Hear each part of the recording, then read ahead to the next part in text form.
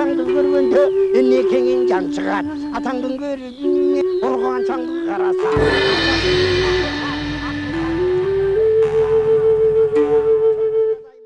Ассаламу алейкум, урматтуу телекөрүүчүлөр. Кайрадан сиздердин назарыңыздарга башканы коюп манастай теле долбоорубузду тартуулайбыз. Бүгүнкү чыгарылышыбызда биз мына быйыл тарых жана маданият жылы белгиленгени турат. Анын алкагында улуу үркүндүн дагы 100 жылдыгын белгилегени турабыз. Мына ушул үркүн темасы тууралуу сөз кылалы дедик. Бүгүнкү биздин студиябыздын коноктору менен сиздерди тааныштыра кетейин. Алыскы Иле Казак автоном областынан келген коногубуз бар. Бул коногубуз Жунус Жумадыл аксакал. Жунус аке ушул Кулжа шаарында Кытай Эл Республикасынын Иле Казак автоном областындагы Кулжа шаарында турат. Куш келипсиз Жунус ага биздин студиябызга.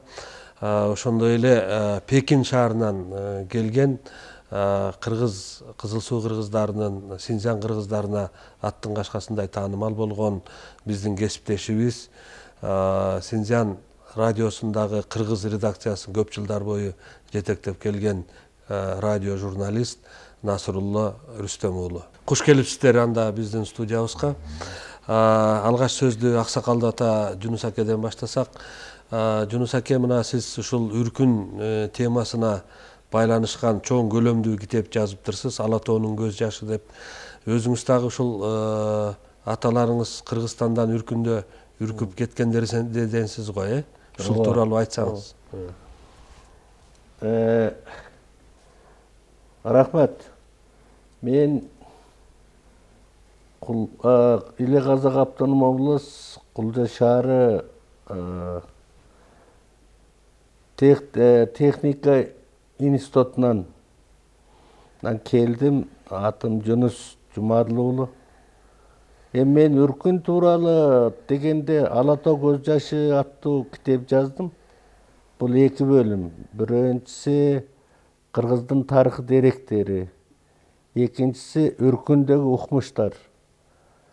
Кыргыздын тарыхы деректерин жазып калганым, буякта Кыргызстанда кыргызстандык тарыхчылар Сапарбек Закиров, Саврат Токуров, Эсенгул Төрөкөн уулу жана Досбак Чаршаналиевдер атактуу тарыхчылар булар.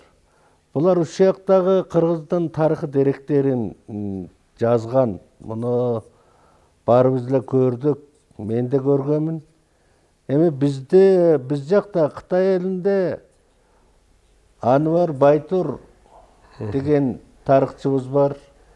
Бул Бейжин Борбордо турган. Ана бул киши ошо Кыргыздын тарыхын bir лекция кылып окуган. Мунун китеби балким бул жерге да келген болуш керек. Келген кыргыз тарыхынын лекциялары. Лекциялары. Анан кийин Кызыл Суу Акчи Оданында ким деген атаң көрөтүн утканым.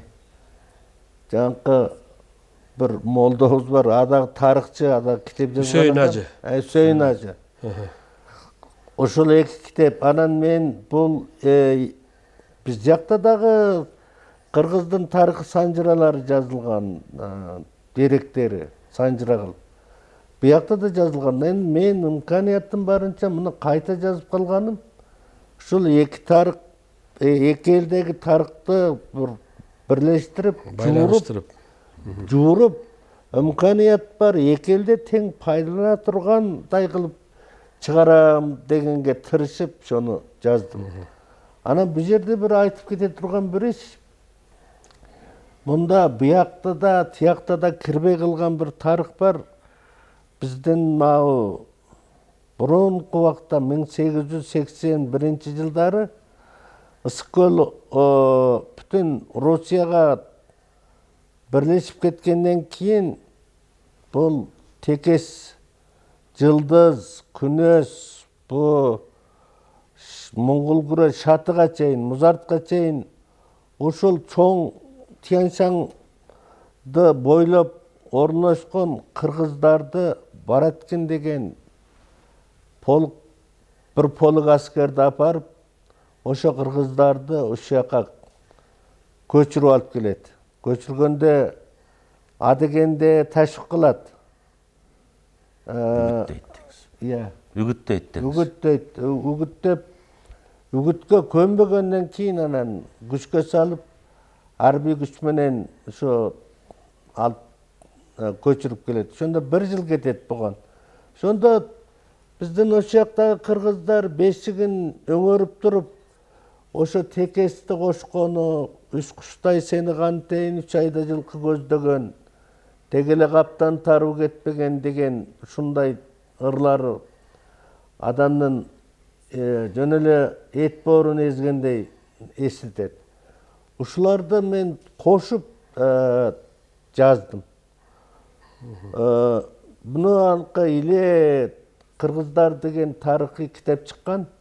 Ошондон алып жана башка биле турган аксакалдардан жыйнап шуну киргиздим. Мен бул мурунку эки элде аглан кылган тарыхый деректерде бул жок.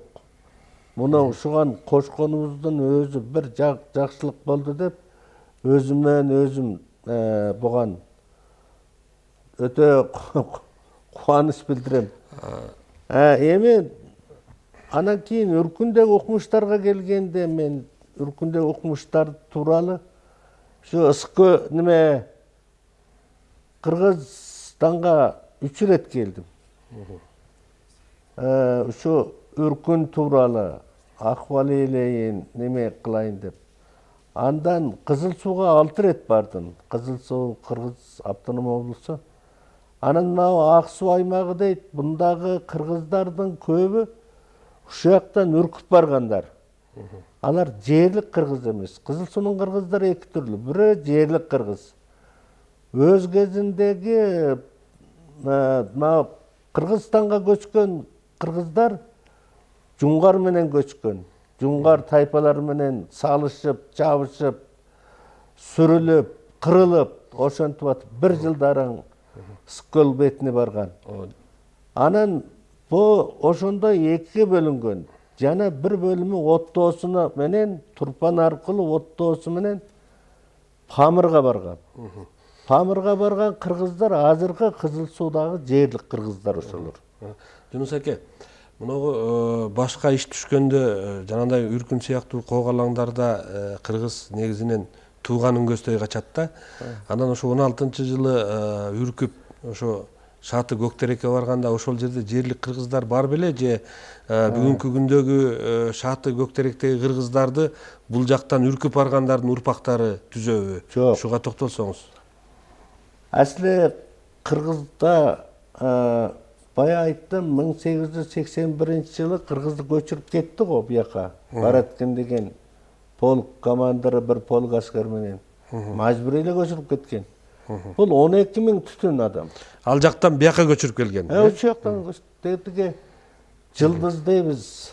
Ошол жерден тартып көчүрүп отуруп ушерге алып келген. Анан кайта 1900-жылга жетпейт, 1800-жылдын аягында Токтосунбай деген. Мау Жетөгүздүн Пален деген сайынан көчүп Көктерекке барган. Атбашы Нарын ушуларды басып, ошентип жүрүп барып, анан Каражон деген жерге барып мекендеген. Андан акырын жыла Көктерекке барган. Көктерекке барып, анда Көктерек Кызайдын жери, казактын жери. Казак ичинде Кызай деген уруу бар. Бул да чоң уруу, ошонун жери. Ошол жерде мекендеп турган. Ошондо Токтосунбайды илгери кийин болуп, кыргыздардан 1ден, 2ден, 10дон, 20дан көчүп барып жүрүп, 200 үстүндөй болгон. Кыргыздын биякта үрккөн убактында кыргыздар мурун ушул жактан барып Тогуз Тородон, Кулжадан аштык алат экен. кыштын күнү малды апарып сатып, анан кийин un, талкан, ана мунусун ошол жактан артып ысык көлгө алып келет экен. Ошол үчүн бул белгилүү алака бар да. Ошол үчүн бул Көктеректе кыргыз бар экенин билет экен. Ошол үчүн ысык көлдөн качкан кыргыздар негизи ошо Көктеректи көздөп качкан ошол. Анан эгерде мындай ала турган болсок, бизде баягы үркүндө үрккөндө бири могу Нарын жактар Торгарт аркылуу үрккөн, Алай түштүк жактагы Анжан, Алайдагы кыргыздар Улучат аркылуу, Зымкан аркылуу үркүшкөн. Көлдөгүлөр болсо бул могу бир жагы Бедел аркылуу Аксайга өтүп, Аксайдан анан кийин нары өткөн да. Ал эми сиздер Шатыга Музарт аркылуу качкандар да, Музарт аркылуу өткөндөр. Эми ал жердин дагы шарт аябай татаал, бир топ эле адамдар кырылса керек. Анда мындай экен го, ошондогу немеде мен энемдин айтып бериши. Энем атам ошо үркүндө, энем 16 жашта, атам 18 жашта экен, экөө 5-айда той жасайт. 8-айда үркүн башталат. Ошондо эми 16 жаш, 18 жаштагы адамдар толук билет да муну. Ошондо ошо арт жактан жазалоочу отряд деген эми Чарпатшанын отряддары артынан кубалап келип ошо Музарттын суусу, азыркы Шатынын суусу. Ошо камалып эл деген кан терин биле албай алдын карасаң өркөчтөп агып турган суу, артын карасаң ок атылып аткан. Анан артынан келип жана пулемотко кармаганда эмне болсо ошо болсун деп эл бирок ошо Шатын, Музарттын суусуна өзүн урган. Боюн таштаган дейсиз? Көбү таштаган. Ошондо ымыркай балдар бешиги менен аккан. Кемпир, чалдар, балдар акып, ошондогу бир аянычтуу иш. Ушул эне разы бол демекчи. Разы деген сөздү айтылып, бол деген сөздү айтылбай. Эне разы деп эле анан сөзүнүн угулбай калган да, сууга. Угулбай. Ата разы деген сөз айтылган. Калганын айтылбай жана кеткен. Анан ошондо кыргыздын кырылганын ошо апам атамдын айтып беришинче кыргыз менин а кезде үркүн тууралуу толук түшүнүгүм жок да. Мына мен 9-10 жаштагы баламын, баякы үйдө кара чырак кези, анан жомок айтып бергиле, тигин айтып бергиле, муну айтып бергиле дегенде энем көбүрөөк ошо үркүндүн жомогун айта турган. Ай, биздин башыбызга түшкөн күн, кыргыздын башына түшкөн күн курсун, Музарттын суусунда ушундай болгонбуз, андан бери чыксак, анан сандалып, тирүүбүз калып, энди жөөп, жалаң ошентип бассак, ар жагынан калмак келип, кыз кыркындын баарын жетелеп басып, аган каршылык кыла турган эч кандай күч жок, неме жок. Ушундай коорлук көргөнбүз деп апам ушул жерге келгенде кадимкидей өксү бийлеп кетчү. Анан мен ушундай жомокторду кайта уга бергенден кийин өзүм да кызыгып калдым. А кезде мен 10-11 жашка келип бастауыч мектеп окуп жүргөн кезим. Анан баякы бош болгондо эле түн ичинде анан зериккенде эле анан апа айтчы дегенбиз, ошону менен айтып. Анан кийин мен орто мектепке чыкканда анан катыра калтыра баштадым. Кийин неме кылып ошо жүрдүк, апам 80-жылы 86 жашында кайтыш болду. 1980-жылы, э? Ошо чейин мен жыйнап калдым. Үркүн тууралуу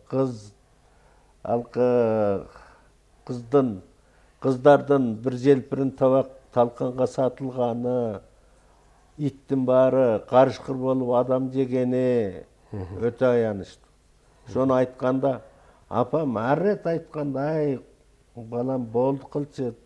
Мен аны айтсам эле ыйлагым келет экен. Жүрөгү ооруйт да эстегенде.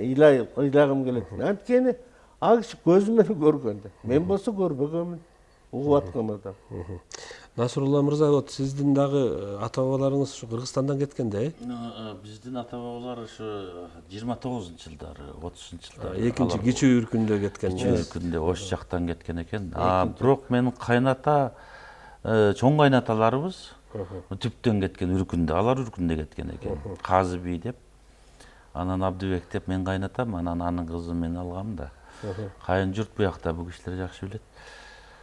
Анан эми Жүнсек айткандай, чынын айтканда кыргыздын башына каргаш алуу аябай трагедия түшкөн экен. Азыр деле ойлосоң, көрбөсөң деле жүрөгүң сыздап, көзүңө жаш кылгырат да. Ошондо Жүнсекке бир кошумчалап айтып кетерим.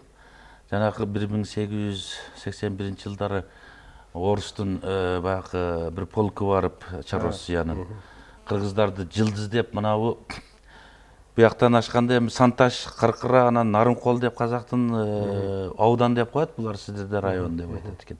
Ошондор жак шат эмеспи? Ошондон өтүп Ерен кабырга болуп, бул нар жагы 9 торо. Көктөректен нары, анан Күнөс, анан барып Жылдыз болуп кетет да. Ошондо эми бул тарыхчылардын иши, бирок мен эми кичине угуп калган жерим бар да. Ошо кезде бул мынабу жуңгарлардын мынабу Торгоот деген урусу бар. Волгада азырда бар Торгоот. Тыргооттор. Торгоотторду ошо Жылдыз жакшы жер болот экен да. Бул мынабу Манжура өкмөтү менен Чарроссия келишим түзгөн бе? Муну тарыхчылар тарткылаш керек, мен укканым. Ошо кезде Торгоотторду Жылдызга көчүрүп, Жылдыздан берки ушу Көктерек дейбиз азыркы ушу Тянь-Шандын кабырга, Ерен кабырганын биягын көлгө айдаган экен да. Бул киши айткан жана Кыргыздарды көлгө айдаган дейсиз. Анан монголдарды жана калмактарды тияка апарып орлаштырган экен. Ошондо мен эсимде калып туруп, бала кезимде укканмын. Элим калды чоң Жылдыз, жерим калды чоң Жылдыз деп ошо ырдаган экен да кыргыздар. Азыр чоң Жылдыз, кичи Жылдыз деп ошо Калмак облусу, Моңгол облусу деп коет. Үрүмчүгө караган, Суарга караган, өзү Байонгулу Моңгол автоном облусу болор. Ошо кезде көчүрүп Волга боюнан көчүрүп барган дейт. Муну тарыхчылар абдан изилдеш керек. Мен укканым ошол да. Анан кийин баягы эч тутуп, буякта да кыргыз бар деп эки жол менен бөлүнүп качып атпайбы? Бирөө Бедел менен. Моторгард Бедел мынабу ат башынын ар жагы экен го. Мен көрө элекмин.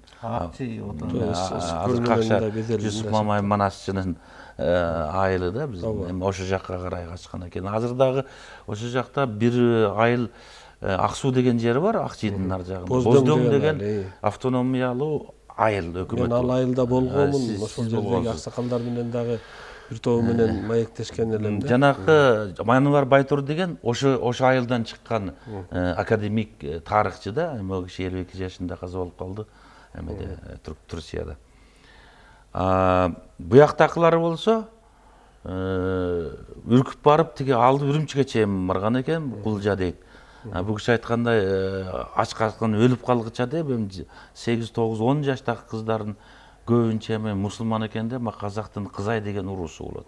Найман, казактын Найман дейт, Наймандын ичинде Кызай деген урусу болот. Ошолорго берген экен кыздарын. Эми өлүп калгыча бириси кыз аман калсын, экинчиси бир табак кебек болсо дагы бул 3-4 киши нече күнгө эптеп тамак кылсын деп. Анан кийин мынабу дуңган көп болот экен, Кулжа шаар тегеретисинде. Анан дуңгандарга мусулман экенде буларга да берген. Азыр эми ошо дуңгандарда 90го келген кемпирлер бар, Жүнсекке де билет. Дуңганча сүйлөйт, кыргызчанды унутпаган.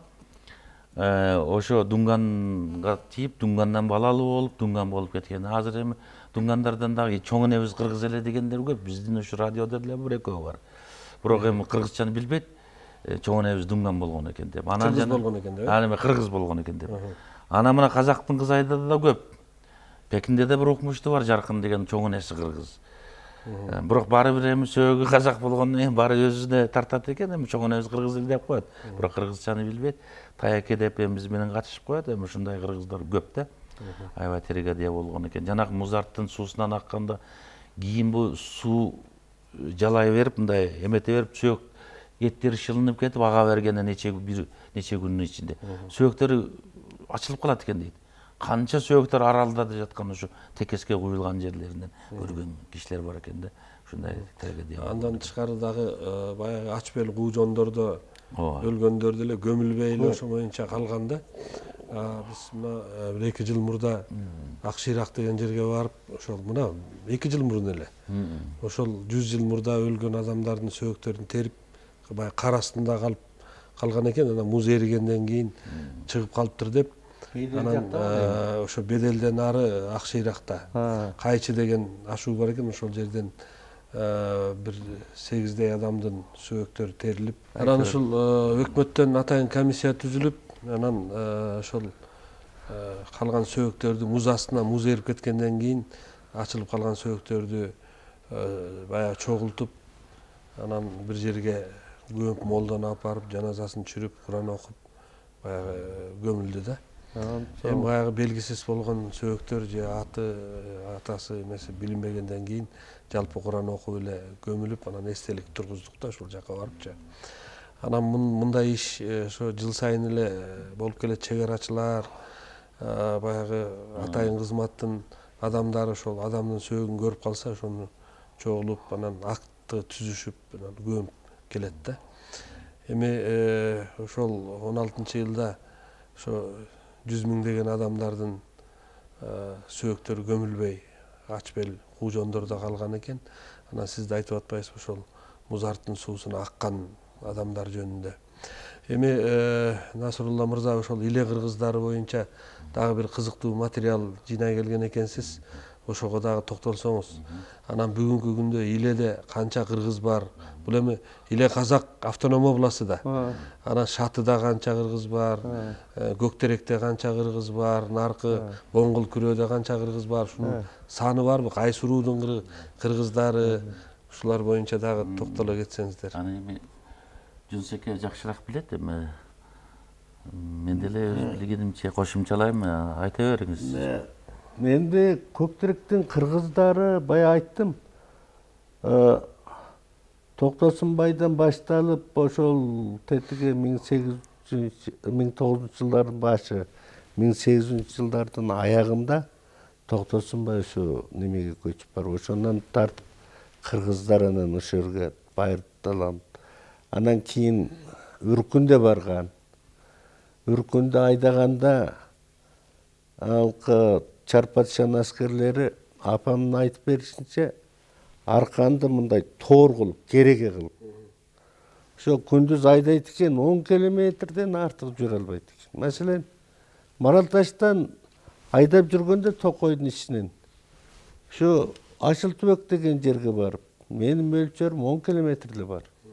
Андан тиги немеге Шаршенин кыштоосу деген бар. Андан ошентип жүрүп 15-17 күндө Сүмбө чегересине апарган. Анан ит ээчип барган.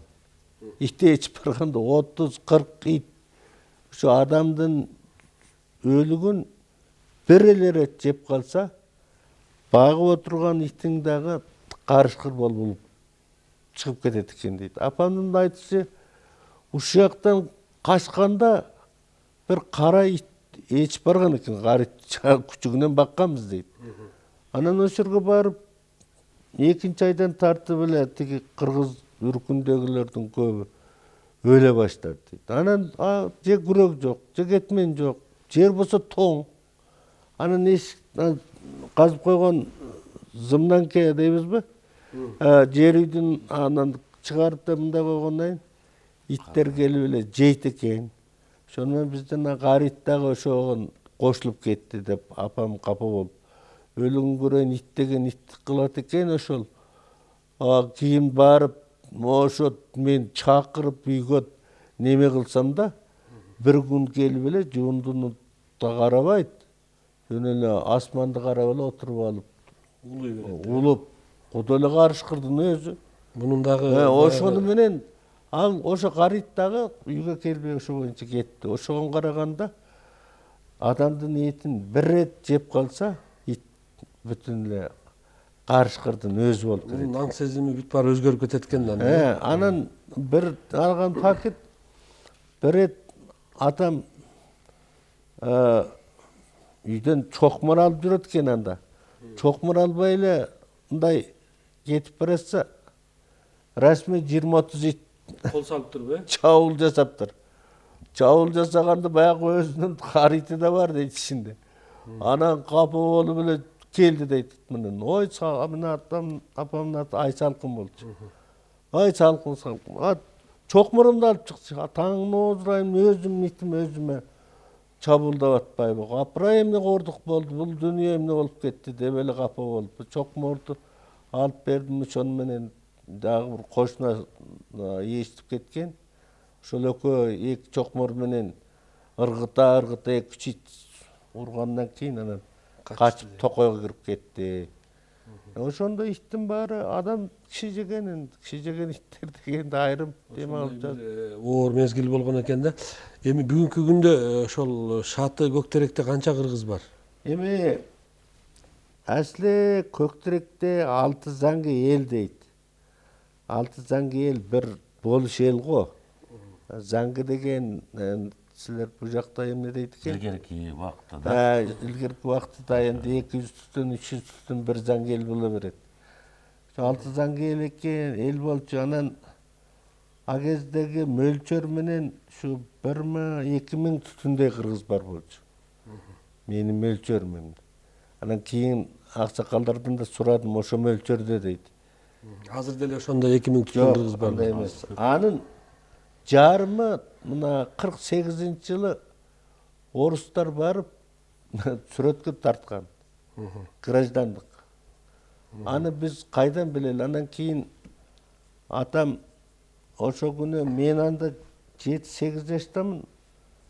48-жылы анан апам оймау Жунусте келет сүрөткө түшөм деп ыйлап атат. Мен баланын кенжеси эркемин да.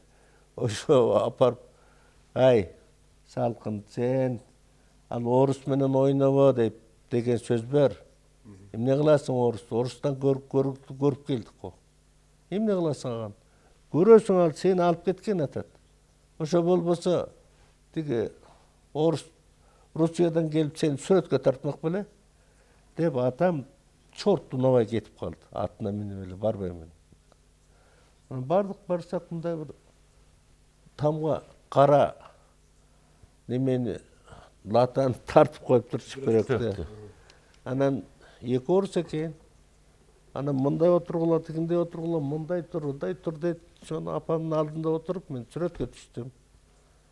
2 жылдан кийин 50-жылы эле жаңы азат болгон кез өлкө.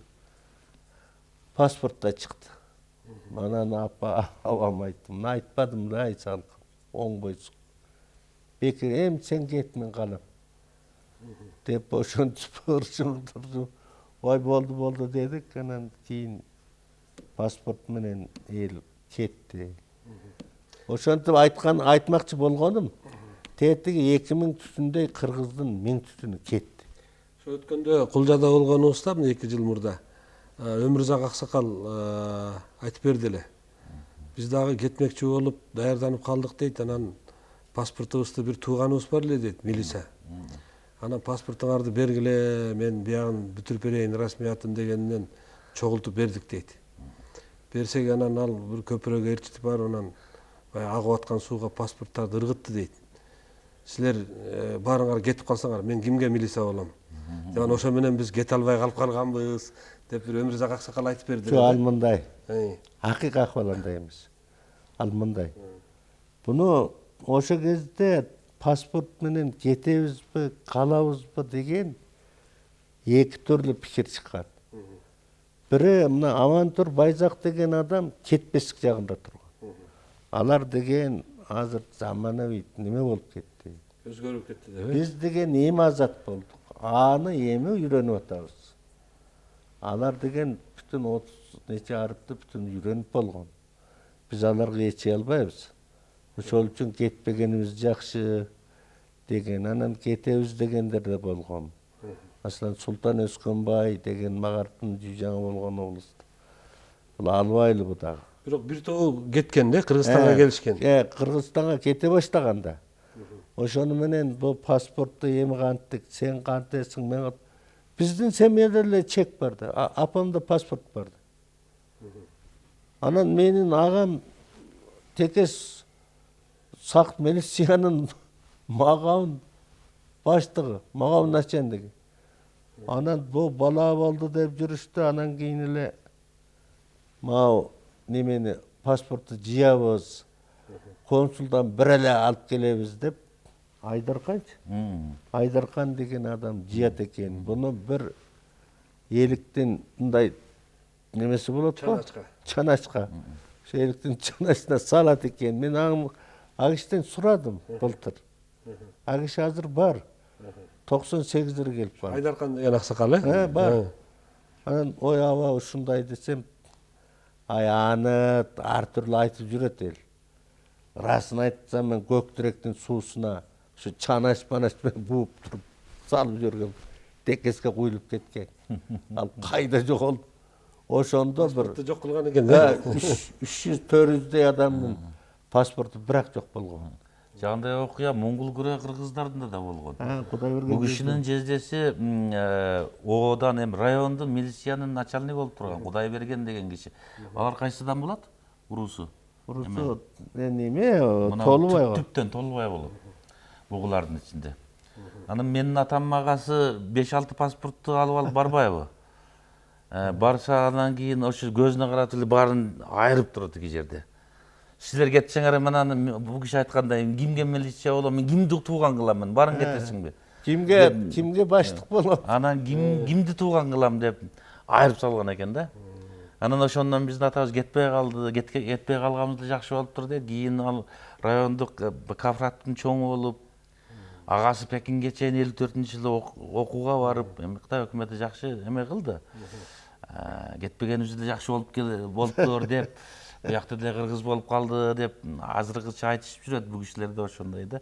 Ошол себептен кетпей калган да. Келгендер бар, эми келгендер болгондо эми Совет өкмөтү деле ал кезде жакшы эметиптир, бирок өзүнүндөй кызмат бербептир Кытайдакыдай.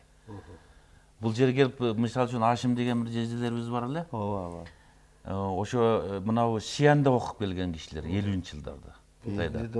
Бейжинде де 1 жыл окуптур экен. Аялы болсо Мединистотду бүткөн. Келип койчу болуп калыптыр да түптө. Ооба. Күрмөнтүдө. Азыр бар ошо киши. Бар. Бар. Ашим жезде. 5 жылдын алдында келип көрүшкөндө бар. ыйлап мени кучактап. Кече эле бизге каймак жибербейиптир кызынан. Айнура деп мен аялым бөлөсү эмесмин? Ооба. Ошону ооз тийсин деп белектерди жиберип экенбиз. Келип эле келгенде 10 күн болду. А киши бар, ошо киши айтат, Айбекер келген экенбиз. Өкмөткө жакшы эметти, кыргыздар жакшы мамиле жасады, туугандар дейт. Бирок өкмөттөн орусча билбегендиктен себептен эмнеден кызматка албай коюп. Ошол себептен да орусча билбегендиктен да. Эми кичине Совет өкмөтү деле алыбызга кандай карады экен, эми кичине эметче тилди 1-3 айда үйрөнүп кетет да. Ошончо Пекинде окугандар баары бошко кетип койчу болуп калыптыр да. Мен ал көз карашты эмесмин, бирок эми аталарыбыз айткан кетпегенибиз жакшы болупту деп улам айтылган сөз го. Бул баягы ар бир адамдын пешенесине жазган тагдыр дагы бар да. Анын баары Кудайдын колунда. Ал биз пенделер айта беребиз деген мындай деп, бирок баардыгы анан наске мынакей бир 30-жылдарда ошол америкалык бир журналист келип ошо Иле кыргыздарында болуп, анан бир баягы дүйнөлүк география деген журналга ошо кыргыздар жөнүндө бир материал баскан экен. Ошол материалдардын көчүрмөсүн ала келген экенсиз. Ошол боюнча токтолуп айтсаңыз. Макул. Андан мурун бая Иле кыргыздардын саны жөнүндө мен өз билгенимче кичине кыстырма айта кетейин. Эми Кытайда билесиздер, сиздер көп тааныштырган болушуңуз мүмкүн. Кызыл Суу Кыргыз автоном облусу деп бир облус бар. Суар деген немеге карайт, автоном район деп коебуз биз. Эми аны сиз түшүндүргөн чыгарсыз немеңизди. Ошо облустан башка 6 улуттук айыл бар. Автономия айылдары. Эмне үчүн автономия айыл? Башка улуттардын автономия облусунда жашаган аз улуттарга автономия айылы берет. Бу биз Казак облусунда жашаган үчүн Көктерек, Шаты деген 2 автономия айыл бар. Түштүктө болсо уйгур жерлеринде Кашкарга караган Көкчар деген автономия айыл бар. Хотен деген облуска караган бизде аймак дейт, Кеңкыр деген айыл бар. Анан мына Ак Суу аймагы деп коет, сиздерде облус деп коет экен, бизде аймак дейт. Ага караган экөө бар. Бирөө Боздоң, сиз айткан. Дагы бирөө Жаман Суу деген. Ошондо Кытай боюнча 6 автономия айыл бар. Ошонун экөө Казак облусунда мына бу кишинин айылы, анан мези турган Шаты деп мына Каркырадан нары турат. Ошо. Эми иле кыргыздарынын азыр менин мөлчөрүмчө Жунусаке да кошулат, ошого бир 30 миңге жакындап калыбы дейм. 2000 жылдарда бир 20 миңден ашат деп аткан. Бүтүн облус боюнчачы. Эми 30 миң деп койсок эми мындай минус плюс дейсиздер, эми аны таксанын эми да эметиш керек. Ошонун бир 12 миңдейи Көктөрек деген Текес районунун Көктөрек деген автономия айылында. Өз кезинде Шаты дегенде 3 миң деп жүргөн, азыр эми 5 миңге жакындап калса керек. 4 миңден ашты. Аштыбы? Ашса эми ашкандыр, 6 миң деп койсок, анан чачыранды райондордо жашаган автономия айыл эмес. Мисалы үчүн Нылкы деген жер бар. Анан Күнөс деген жер бар. Анда 1000 напас бар. 1000 напас. Анан кийин Чапчал деген жер. Тогуз Туроо деген райондор бар. Кулжа шаарынын өзү бар. Райондун центрлеринде бар. Анан Үрүмчүдө бар. Тарбагатай эми биз Үркүнгө кошулбойт. Ал жанагы андан да мурдагы кыргыздар дейсиз. Мурдагы кыргыздар. Ал жөнүндө башка тема болуп эле. Демек эми ошондо неме кылып келгенде 30 миңге жакын кыргыз бар. Азыр эми автономия айыл болгон менен Казак облусунда эми казак туугандар деле жакшы бизге. Мына бизден чоң чыккан кишилер бар. Мисалы үчүн мен кыстырмалап кетейин. Шарчебек Сыдык деп билесиз. Биздин ошо автоном райондор ажалып, өлкөлөр ажалып. Азыр айтайын деме. Ошо кишилер жогорку кеңеш бизде эл курултайы деп коет. Сиздер жогорку кеңешке мындай эме жагынан түспөлдөш керек, мындай кичине мазмун жакын келет. Ошонун замы болгон киши Амантур деп, Амантур Байзагул 19-жылы бул кишинин 100 жылдыгы бир китеп чыгармакчы болду. Эгерде билгендер болсо, ушу Кыргызстанда да ошо кишинин маалымат билгендер болсо, макаласын, сүрөттөрүн жиберсе болот. Ал жакка китепке киргизгенгечи, аны бир учур катары айтып койсом болот да. Андан кала берчи бизден да көп кишилер чыкты. Мисалы үчүн мына бул киши чыкты. Айыл чарба институтунун биринчи декан дейсиздерби, эми директору, баягы ректору. Мектеп башчысы деп коет бизде ректору. Анан Өмүрзак деген аксакалыбыз бар. Мына аксакалдардан азыр жаштардан эми бизден да жетилип чыккандар бар эми. Мен эми радиодо иштедим. 11 жыл неме болдум, мен өзүмдү айтпасам деле. 11 жыл жетекчи болдуңуз Кыргыз радиосунун. Чүт-чүт деп коеюн. Тамашалап коеюн сиздерчи. Анан эми жаштардан жетилип атат. Бул кишинин баласы буяка келип конуштанган 90-жылдары. Кыргызстан гражданын алган, азыр Адыл деп депутат болду. Кыргыз элине дагы рахмат, эми тууганыбыз. Кытайлык кыргыздардан биринчи жолу депутат биринчи болушу. Ушул болуп атат да. Эми бул дагы биздин кыргызстандык туугандардын бизге көңүл буруп, эки элдин ынтымагы көпүрө болсун деген түрдүү. Кызыл Суудан Жүсүп Мамайды Кыргыз эл баатыры деген наам берилди. Бул дагы ошол мамиленин негизи да. Анан кийин бул кишиге эми жакшылыктар, той үстүнө той болуп атат. Күйөө баласы мына 10 күн болду, Кызыл Суу Кыргыз автономия облусунун биринчи губернатору болду. Дилшат, Дилшат. Күйөө баласы. Адылдан кийинки кызынын күйөөсү, Салтанаттын күйөөсү. Анан бул кишиге эми той берсе болот эми бизге мына куттуктап. Жууш керек экен анда күйөө баланын кызматын. Анан ошо менин эми муну айтсак түгөнбөйт. 10 сааттап Манасты айтыш керек, анан муну айтыш керек. Азыр эми Кызыл Суудагы бийлик иле кыргыздарын өткөн турбайбы анда. Эми ошондой алмашуу эми балдардын өзүнүн жөндөмү. Экинчиден эми өкмөттүн дагы ошондой жаш кадрларды, кадр саясаты бизде аябай жакшы. Жакшы иштегенди жерде койбойт.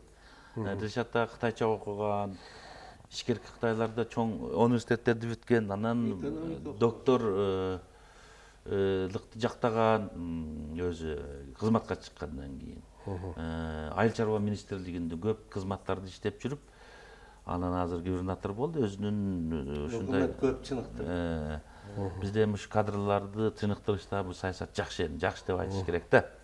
Бул эки айылыбызда жакшы, азыр тиги селолорго чейин асфальт болуп кетти. Кудай буйрса барсаңыз көрөсүз. Жок, барып келгем да. Барып келгенсиз да. 2 жыл алдын барып. Мага телефон чалыптыр. Былтыр Дилшатта тиги Кызыл Сууга чаңый туруктуу мүчө деп апарды да. Апарганда Мамет Асан жууши болду. Ой, Жунус аке куттуу болсун дейт. Ой, кандай куттуу болсун айтып калыпсың го десем, ай Назыр даражалуу 2 сан берген. Экөөнү тең силер алып кеттиңер эмеспи дейт, ыкчынып. Ой, анда баарбир бир кыргыз го. Ишкылып силер алды, биз алды деген сөз жок бу жерде. Бир кыргыздын балдары алыптыр десең, мен өтө кубанам.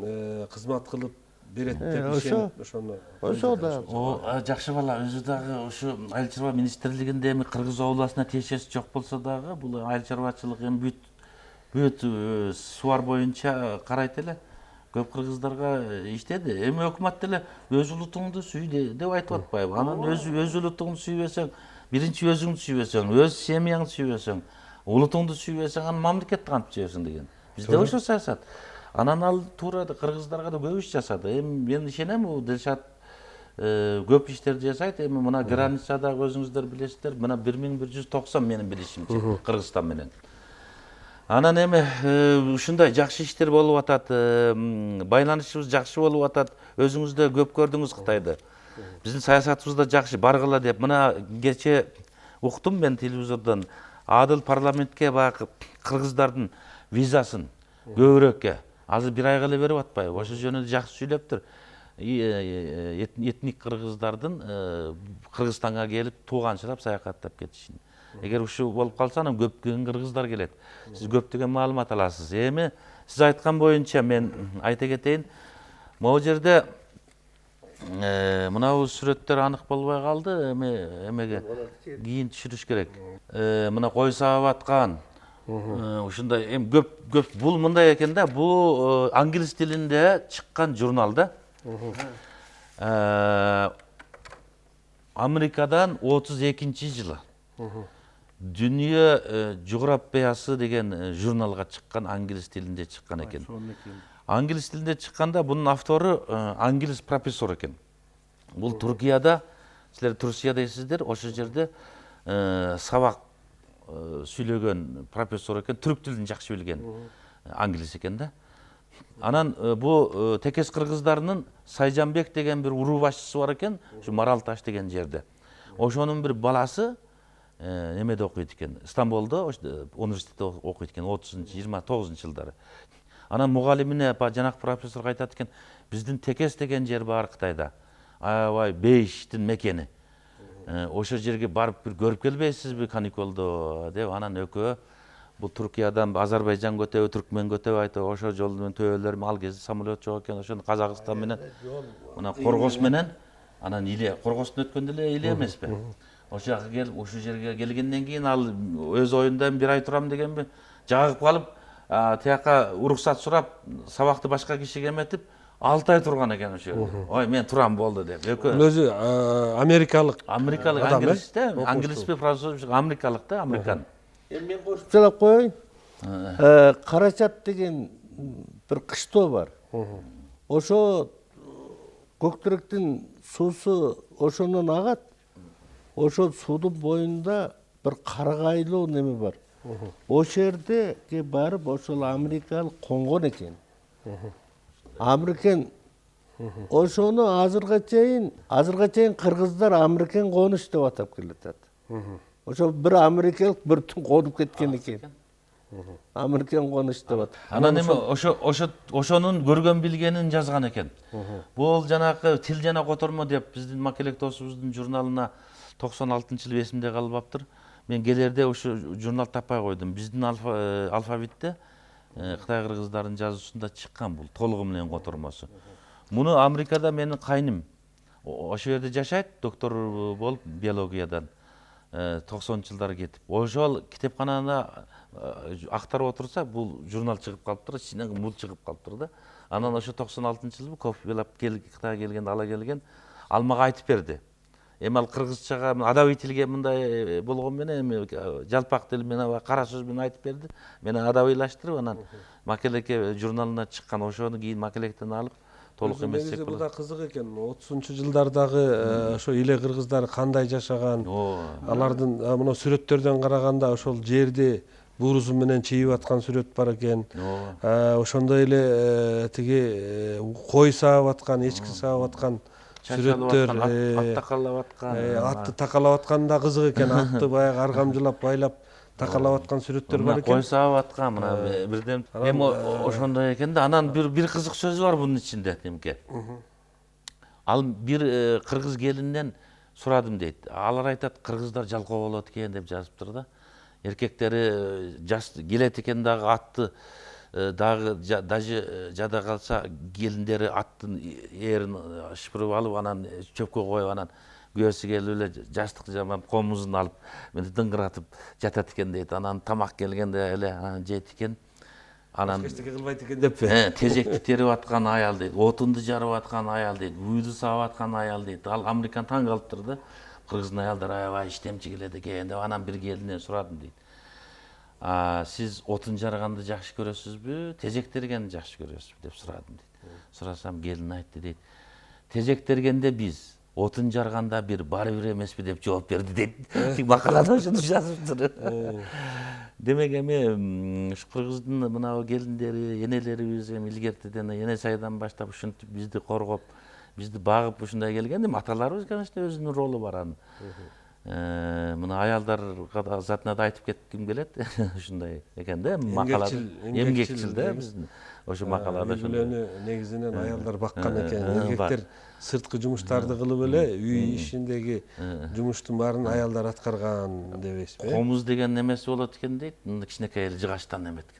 Жаштыкты коюп эле келип эле төрдө жатат экен дейт, тыңгыратып коюп, тамак келгиче деп коет. Ал кызык жазыптыр. Эми ал комуздун эмесин түшүнбөйт да америкалык. Анан негизи комуз демекчи бүгүнкү күндө ошол көктерек шаттыдагы кыргыздарда ошол комузчулар бар да, манасчылар, жомокчулар, дастанчылар бар да. Булардын алды катары Сатыбалды алы деген манасчы 2004-жылы өтүптүр. Манастын бабалары деген китеби биздин колубузга жетти, окудук.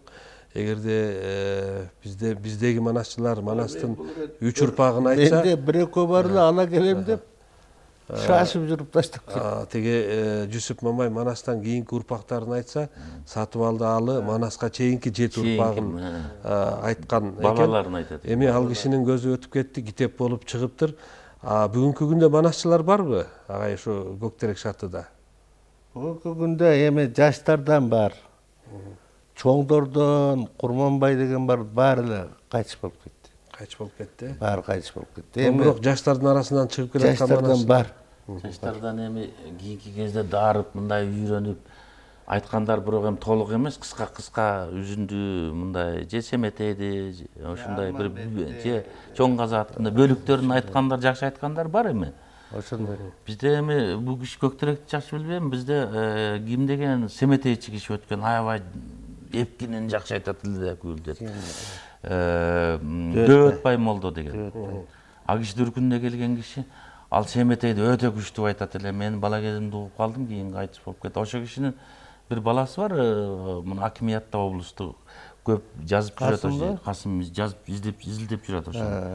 Ушундай кишилер бар. Эми баягы сиз айткандай көлөмдүү манасчылар, эски манасчылар калбай калды эми. Жаш жазуучулардан Асанбек Токтосун деген жигит менен таанышып келгенбиз. Ал жигит дагы өзүнүн чыгарган китебин бизге белекке берген. Токтосун Асанбектир. Токтосун Асанбек. Ошол жигит менен таанышканбыз.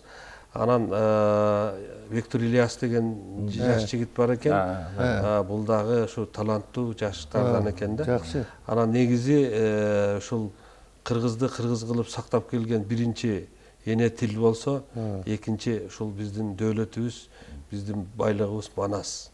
Анан кыргыздын макал лакаптары, кыргыздын үрп адаты, салты, каадасы болуп эсептелет.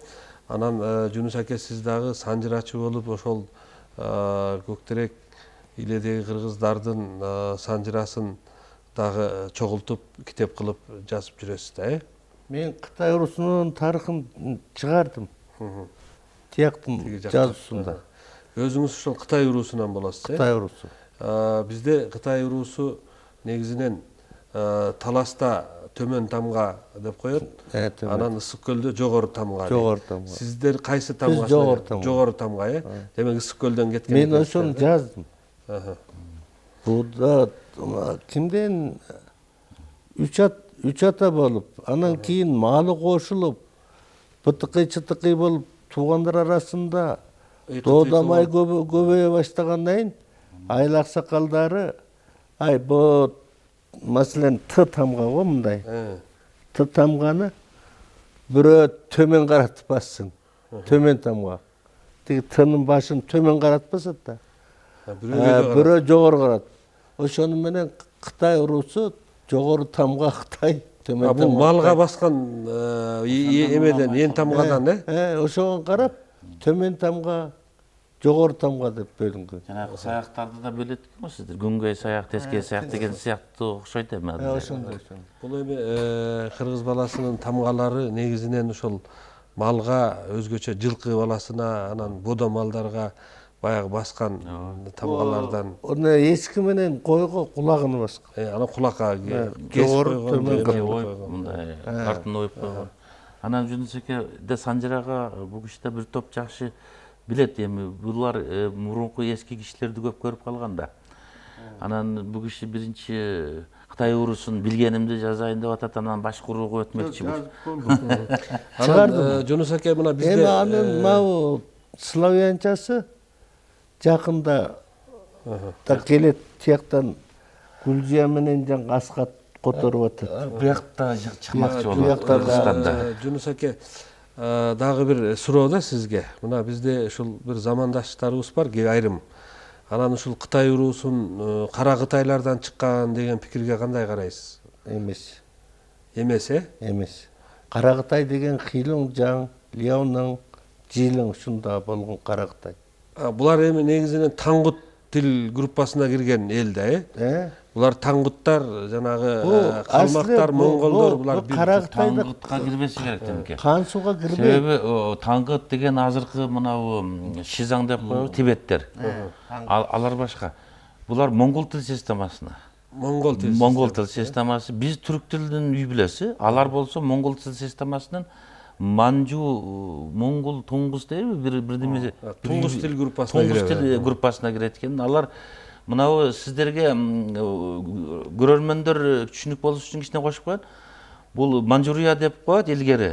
Азыр бизде кытайча Доңбуй 3 провинция деп коет. Провинция дейсиздерби? 3 провинция сиздерге мына Владивостокко чек болот. Сахалин жакка. Ошо жакта турат. Сиз айткан жанагы кара Кытайлар, буларды кыдандар деп атаганбыз түрк тилинде. Кара Кытайлар. Кытай тилинде чидан деп атаган.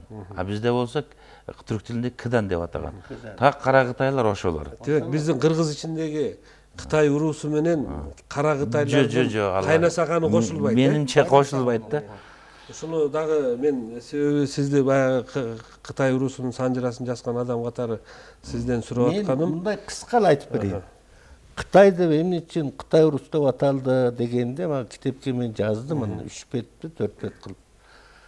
Кытай деп уруусу деп аталыш дегенден максус бир неме кылып жаздым. Анын мындай экен. Сапарбек Закировдун тааныштырышында Кытай уруусу 731 жылдары таанылган. Орхун немесин тамгасында ташка жазылган экен. Кытай уруусу. Эми Кытай уруусу эмне үчүн мындай болгон дегенде, Кытай уруусу солго кирет. Солдун ичинде Кытай, Саруу Кытай деп. Асли Саруу Кытай бир тууган деген мен кичинен дукчумун.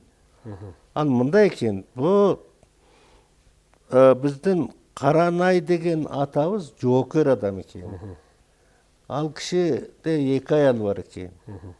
Чоң аялы байбичесинен Сарук. Анан кичи аялы бойкат болуп, ошентип турган кезде бу киши Кытайдан барып, так ушу кара Кытайдан. Жортуулук алып келет да. Жортуулук кылып, миңден артык жылкы алып келип, кашалап коет экен. Ошо түнү аялы эркек төрөйт. Erkек төрөгөндөн эртеси айыл аксакалдарын жыйып, эми мындай болду, менин аялым ушундай эркек төрөдү дегенден ай, муну мындай кылалы. Кытай деле өскөн эл. Этек жеңи кең эл. Ушу балага ырымдап Кытай деп коелу. Ушу балким өсүп кетсе тукумун көбөйүш мүмкүн деп ошентип анан Кытай деп койгон. Ошону менен Кытай деп аталып кеткен. Муну Сапарбек Закиров да ырастаган, анан Сабыр Атокуров да ырастаган. Анын бет санына чейин жаздым мен ага. Паланчанчы бет Сапарбек Закировдун пустачечи курдан алды. Мынакей сиздер ушул Кыргызстанда бир айдын чамасында Кыргызстанда жүрүп атасыз. Ошо Бишкектен башка дагы кайсы жерлерге бара алдыңыз, Жунус аке? Бишкектен башка мен бул 4-нчү рет келишим. Мен 94 келип тууган жок деп бир 40 күн туруп кеткенмин. Анан кийин 2000-жылы келип дагы бир топ турдум, бирок ал кезде Баткенде согуш болуп атат деп эки жакка чыгарбай койду. Амалым жок. Мен ушу Ысык көлдү Бишкекти көрдүм. Башка жерге барууга неме болбоду. Бул ирет эми мен Таласка, болсо Ошко, анан Жалалабад ушуларды бир аралап, анан мау нарында Актала деген жеринде бүтүн Кытай урусу экен го. Актала деген бир оодон экен. Ошол жактарга барып келейин деп атасыз. Ошолор чакырган. 2011-жылы келгенде Кайрыгүл деген эжебиз бар экен го. Кайрыгүл Сартбаева. 75 жылдык экен. Бул рет телевизордон көрдүм, 80 жылдыгын өткөрүп атты. Ошондо келип катнашып мен сүйлөгөм сөз. Кайрыгүл эжемдин немеси мен билбейм да. Анкы ким апарган? Анарбек. Усупбаев. Анарбек Усупбаев. Азыр бул жерде ошол Кытай урусунун аксакалдарынан академик Оморбай Нарбеков деген байке бар. Ошо Бишкекте турат. Эгер эмесе ал киши менен дагы көрүштүрүп коеюн. Ой, бул көрүшү. Анда ушул сиздердин ушул Кыргызстандагы күндөрүңүз көңүлдүү өтсүн. Туугандарыңыз менен мына Кудай кааласа жакында сиздин ошол Ала тоонун көз жашы деген китебиңиз биздин Кирилл Тамгада жарык көргөнү турат.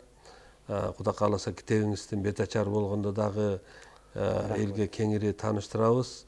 Насырулла мырза болсо мынакей 30-жылы ошол 1932-жылы мындан 84 жыл мурда ошол Американын журналына чыккан сүрөттөрү менен ошо иле кыргыздарын баягы сүрөттөгөн макаланын көчүрмөсүн ала келген экенсиз.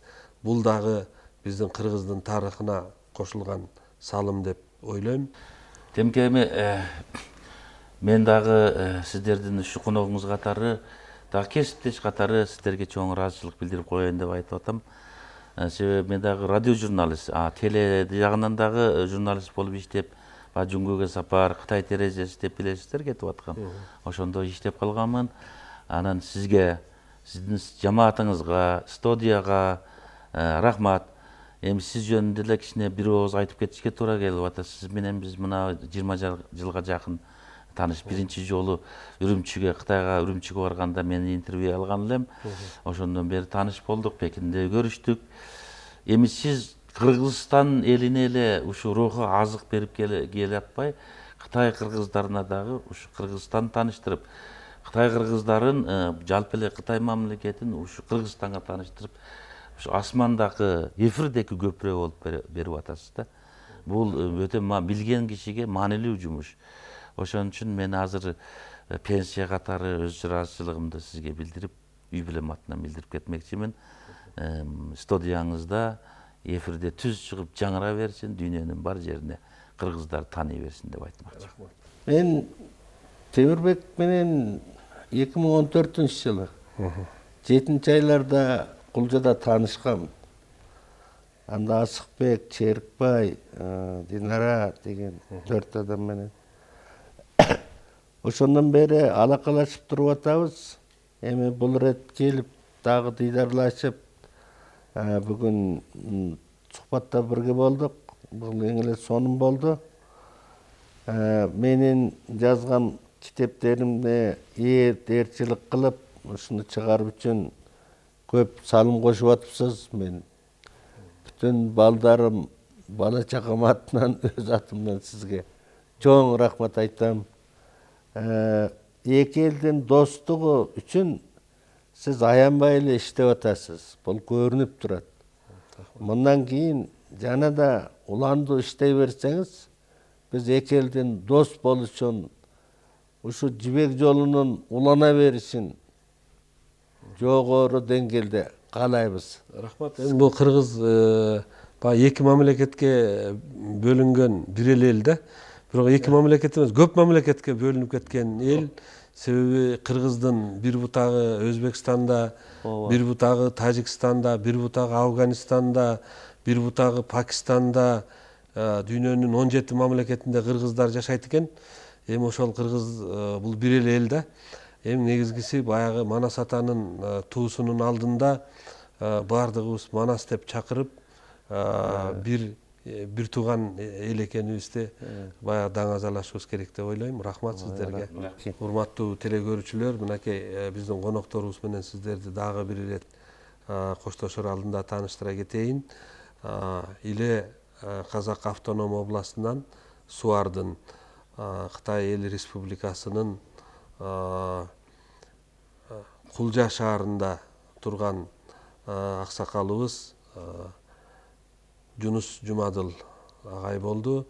Ошондой эле бүгүнкү күндө Пекин шаарында жашап аткан, Пекинден атайын Бишкекке келген Эсалуудагы Насырулла Үрүстөм болду. Сиздерге терең ырахчылык. Урматтуу телекөрүүчүлөр, ушуну менен бүгүнкү берүүбүз соңуна чыкты. Кийинки көрсөтүүбүздө жолукканга чейин аман туруңуздар.